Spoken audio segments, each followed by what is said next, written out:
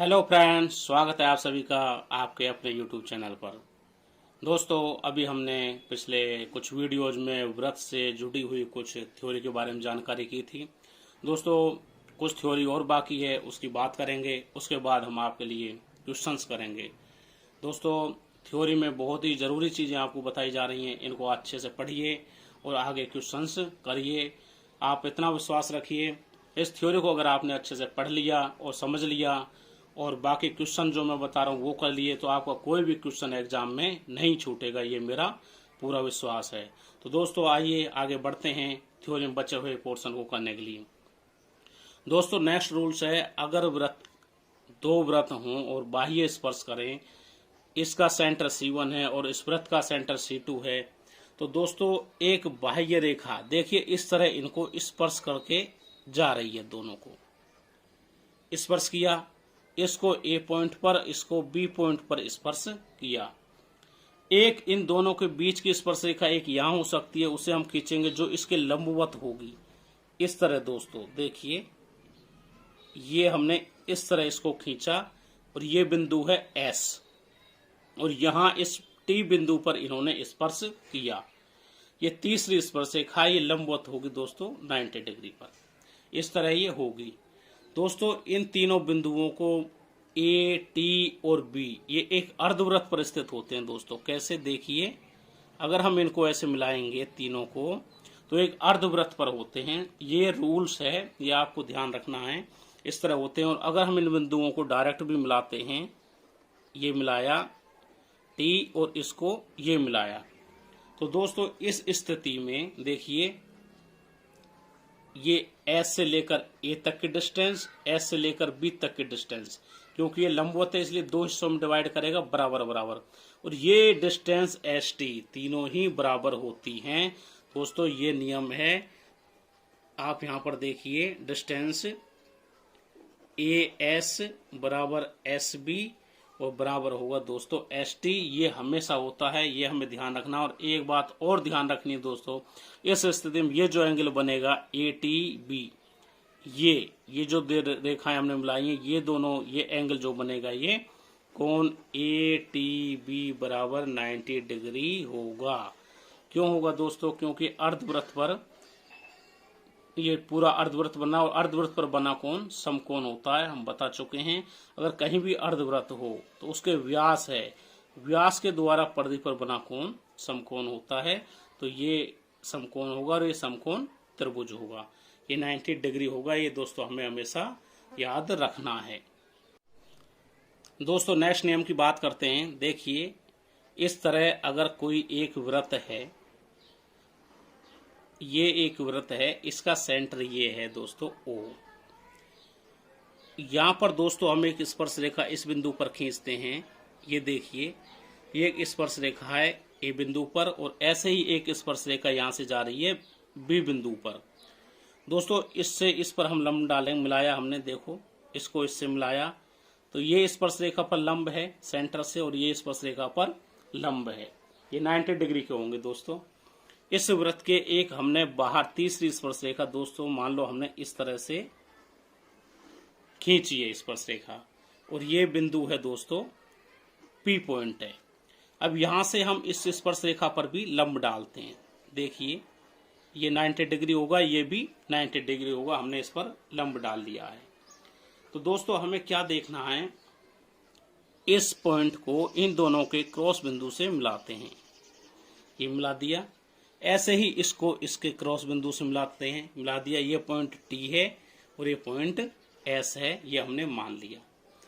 अब हमें क्या देखना है दोस्तों, ये एंगल देखिए, इस पूरे एंगल की हमें बात करनी है, कैसे होंगे। तो दोस्तों सबसे पहले मान लीजिए यहाँ पर देखते हैं, सबसे पहले इसकी बात करते हैं। ये देखिए दो ट्राइंगल बने हुए हैं इसके द्वारा, एक ट्राइंगल ये है और दूसरा ट्राइंगल दोस्तों ये है।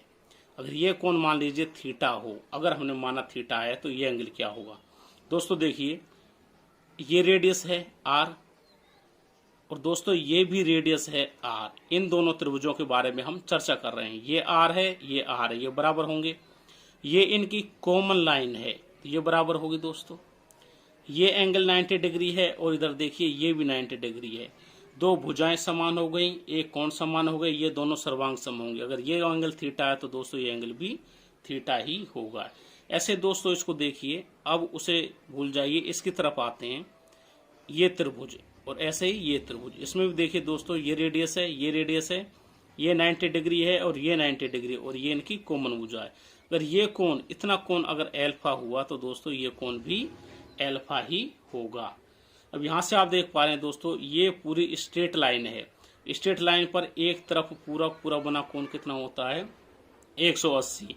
किसी सरल रेखा पर बना कोण कितना होता है दोस्तों?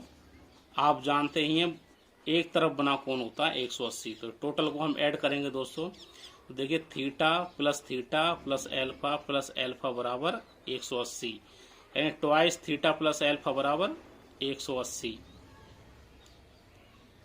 तो यहाँ से दोस्तों थीटा प्लस एल्फा बराबर आ जाएगा 90 डिग्री, 2 से भाग दे देंगे। तो दोस्तों देखिए, ये थीटा है और ये एल्फा है, हम केवल इतने इतने कोण की बात करेंगे। ये एंगल, ये थीटा और ये एल्फा, इन दोनों को मिला के एंगल कितना होगा? 90 डिग्री। तो यहाँ से दोस्तों रिजल्ट निकल के आया हमारे पे एंगल ऑफ TOS। इस TOS ये एंगल होगा दोस्तों 90 डिग्री। इस तरह का कभी भी क्वेश्चन पूछा जाता है या कहीं आपको उपयोग में करना हो तो आप इस तरह से उपयोग कर सकते हो। एंगल होगा दोस्तों TOS 90 डिग्री। एक बात और देखिए दोस्तों, अगर इस रेखा के T से P यानी T से P तक, यहाँ तक लंबाई दोस्तों अगर x हो, और दोस्तों इस P से यहाँ से इस S तक लंबाई अगर y हो, तो दोस्तों ये OP आप देख पा रहे हैं। OP क्या है? रेडियस है। तो दोस्तों यहाँ से आप देखिए OP का स्क्वायर बराबर होगा √x गुना y, ये लेंथ और ये लेंथ का गुना और इसका अंडर रूट, यानी r स्क्वायर बराबर √xy।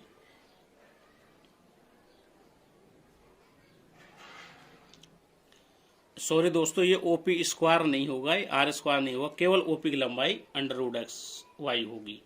ये कैसे होगी दोस्तों? देखिए, अगर कोई इस तरह, आप देखिए डायग्राम बनाता हूँ, इस तरह कोई लाइन है और उस पर ये इस तरह 90 डिग्री पर, जैसे यहाँ पे आप देख रहे हो 90 डिग्री पर थी ये रेखा, और इनको इस तरह मिलाया जाता है कभी भी दोस्तों। ये 90 डिग्री का एंगल है, ये P है, ये O है, ये T है, ये S है। देखिए इस तरह स्थिति होती है, तो इसका हमेशा ये होता है दोस्तों, इस OP का स्क्वायर होता है दोस्तों SP इंटू PT, ये रिलेशन होता है। अगर इसका स्क्वायर हटा देंगे तो इधर अंडर रूट आ जाएगा। बहुत इंपॉर्टेंट रिजल्ट है दोस्तों, आपको याद रखना है। आइए दोस्तों नेक्स्ट बात करते हैं वृत्त की परिधि। वृत्त की परिधि या इंग्लिश में लिखते हैं दोस्तों सर्कमफेरेंस। वृत्त की परिधि होती क्या है दोस्तों? जैसे आप देखिए, ये एक वृत्त है, ये वृत्त है, ये इसका सेंटर है। तो वृत्त के अनुदिश, मान लो इस पॉइंट से कहीं से हम शुरुआत करें, पूरा एक चक्कर लगाने पर तय की गई दूरी या माप जो होती है दोस्तों, वो होती है परिधि। इसे हम कहते हैं परिधि। पूरा एक चक्कर लगाने में तय की गई दूरी वृत्त की परिधि होती है। ये होती है दोस्तों परिधि, आप जानते ही हैं दोस्तों। परिधि ज्ञात करने का दोस्तों एक सूत्र है, फॉर्मूला है, वो आप लिख लीजिए। परिधि बराबर होती है दोस्तों 2πr। r क्या है दोस्तों? यहाँ पर r है रेडियस, यानी त्रिज्या। r है रेडियस। जैसे इस पॉइंट को परिधि के किसी भी जगह मिलाओगे तो वो r होती है। यहाँ मिला दो, यहाँ मिला दो, या कहीं भी मिला दो, ये होती है r रेडियस। पाई क्या होता है दोस्तों? पाई का मान होता है दोस्तों 22/7। 22/7 एक्चुअल में दोस्तों ये क्या होता है? 22/7 इस पूरी परिधि और इसके डायामीटर यानी व्यास का अनुपात होता है। जैसे ये रेडियस है, इसको हम दूसरी तरफ से मिला दें तो ये पूरा हो जाता है डायामीटर। ये क्या है? डायामीटर। यहाँ से लेकर यहाँ तक ये परिधि का दुगुना होता है, ट्वाइस r होता है। तो बराबर होता है परिधि बटे व्यास, यानी कि इस व्यास की जो लंबाई होगी और इस परिधि की जो लंबाई होगी, परिधि 22 गुना होगी तो व्यास 7 गुना होगी। परिधि और व्यास का अनुपात, इसे हम इस तरह भी लिख सकते हैं दोस्तों, परिधि अनुपात व्यास, यानी परिधि और अनुपात का जो व्यास होगा 22/7 7 होगा। ये पाई की वैल्यू होती है दोस्तों। इस तरह हम परिधि का मान निकालेंगे। परिधि निकालनी है तो हमें इस फॉर्मूले से हमें निकालनी है। अब बात करते हैं दोस्तों अर्धवृत्त की। अर्धवृत्त, अर्धवृत्त क्या होता है दोस्तों? वृत्त को व्यास से आधा काट दो। जैसे कोई वृत्त है, ये वृत्त का व्यास होता है। पूरा वृत्त ना बना के हमने आधा वृत्त बनाया। ये देखिए, ये पॉइंट ओ सेंटर है, ये रेडियस आर है, ये रेडियस आर है, ये परिधि है। तो इस अर्धवृत्त में जब भी अर्धवृत्त की परिधि की बात की जाती है पूरे की, तो अर्धवृत्त में देखिए ये हिस्सा भी आता है। आप गौर से देखिए, ये पूरी परिधि अगर यहाँ तक चारों तरफ होती तो 2 पाई आर होती है। कितनी होगी? 2 पाई। लेकिन इतनी यहाँ से लेकर और इस पूरी यहाँ तक ये होगी दोस्तों पाई आर। लेकिन इसमें ये रेडियस आर भी शामिल है और ये रेडियस आर भी शामिल है। तो अर्धवृत्त की परिधि की बात करेंगे दोस्तों हम, तो ये होगी पाई आर प्लस ये r plus r. R common ले लेंगे दोस्तों, तो पाई प्लस 2 बराबर आर। पाई का मान रखेंगे दोस्तों 22/7 प्लस 2। इसको सॉल्व करेंगे तो दोस्तों ये हो जाएगा 36/7 आर। अर्धवृत्त की परिधि निकालने का सूत्र दोस्तों बना आपका 36/7 इंटू आर। ये हमें हमेशा याद रखना है और डायरेक्ट हमें रिजल्ट्स में पुट करना है। दोस्तों बात करते हैं वृत्त का क्षेत्रफल। क्या होगा क्षेत्रफल? दोस्तों क्षेत्रफल और परिधि में अंतर क्या, थोड़ा सा बता देता हूँ। वैसे आप जानते होंगे, नहीं जानते हैं थोड़ा सा ध्यान दीजिए। ये सेंटर है और वृत्त की परिधि का मतलब होता है दोस्तों ये बाहर बाहर की जो बाउंड्री दिख रही है इसकी लंबाई, केवल लंबाई। और जब क्षेत्रफल की बात की जाती है दोस्तों, इसके अंदर का जितना भी ये क्षेत्र है ये कवर कर रही है बाउंड्री के अंदर, तो ये होता है दोस्तों क्षेत्रफल। अगर अर्धवृत्त की बात की जाएगी तो दोस्तों इसको व्यास से आधा काटा, ये 2 बराबर हिस्सों में टूटता है। आधा क्षेत्रफल ऊपर रह गया, आधा क्षेत्रफल नीचे रह गया। तो वृत्त का क्षेत्रफल होता है दोस्तों पाई आर स्क्वायर।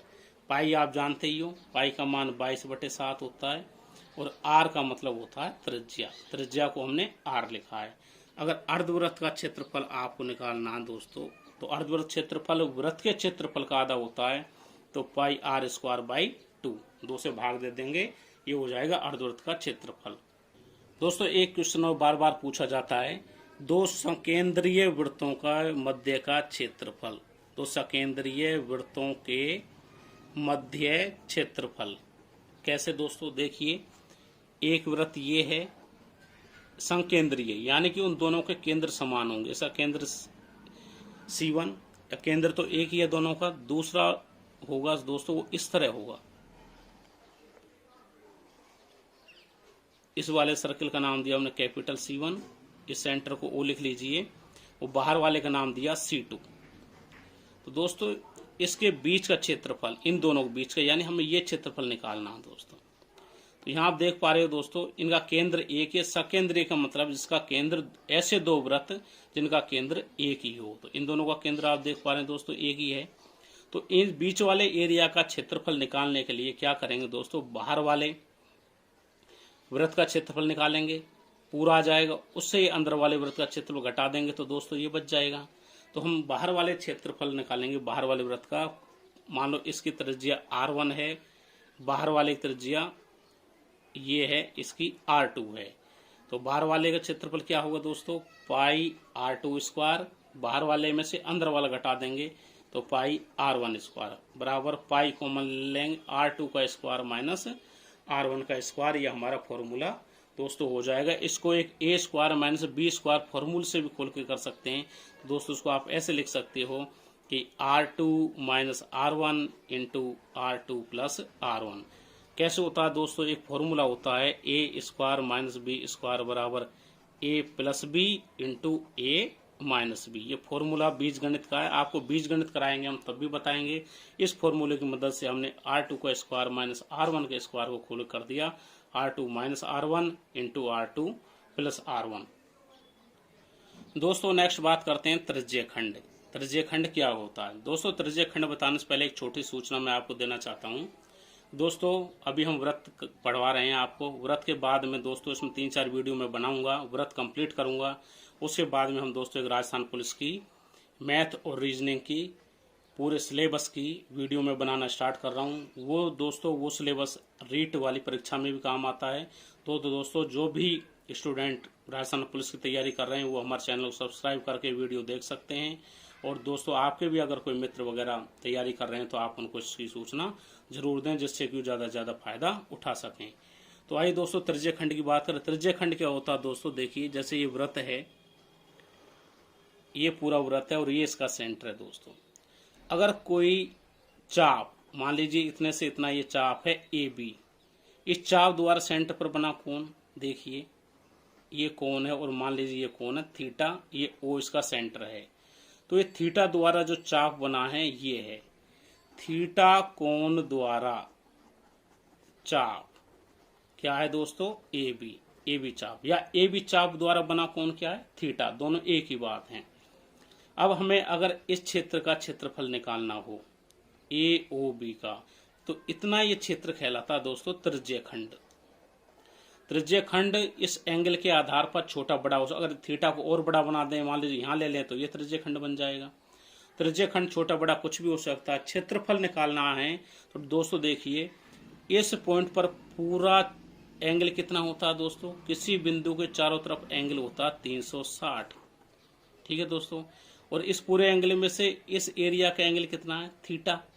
तो इस आधार पर दोस्तों कुल क्षेत्रफल वृत्त का कितना होता है दोस्तों, अभी मैंने बताया है पाई आर स्क्वायर। ये कुल का है, कुल के में से हमें इतना चाहिए, तो पहले हम कौन का एंगल लेंगे, तो इसका त्रिज्यीय खंड का ए ओ बी का क्षेत्रफल, ए ओ बी का एंगल लेंगे थीटा बटे कुल एंगल 360 इंटू कुल क्षेत्रफल में गुना कर देंगे पाई आर स्क्वायर। तो दोस्तों इस तरह त्रिज्यीय खंड का क्षेत्रफल हम निकाल सकते हैं, ये आपका हो जाएगा। इसको दोस्तों हम एक तरीके से और भी निकाल सकते हैं। अगर आपको दोस्तों देखिए, अगर ये पता हो यहाँ से यहाँ तक चाप है, चाप की लंबाई अगर पता हो आपको, चाप ए बी की लंबाई अगर कैपिटल एल हो, तो दोस्तों आप क्षेत्रफल इसका ये, इस क्षेत्रफल को आप ऐसे भी लिख सकते हो एल क्रॉस आर और बाई 2, ये एल क्रॉस आर बाई 2, इस तरह भी आप क्षेत्रफल निकाल सकते हो। तो दोस्तों आज की वीडियो में आपकी थ्योरी में इतना ही। नेक्स्ट वीडियो में आपके लिए हम क्वेश्चंस कराएंगे, इससे रिलेटेड इंपॉर्टेंट क्वेश्चंस कराएंगे, मॉडल क्वेश्चंस कराएंगे। तो दोस्तों जुड़े रहिए, बने रहिए और अच्छे से अपनी तैयारी करिए। वीडियो देखने के लिए बहुत बहुत धन्यवाद।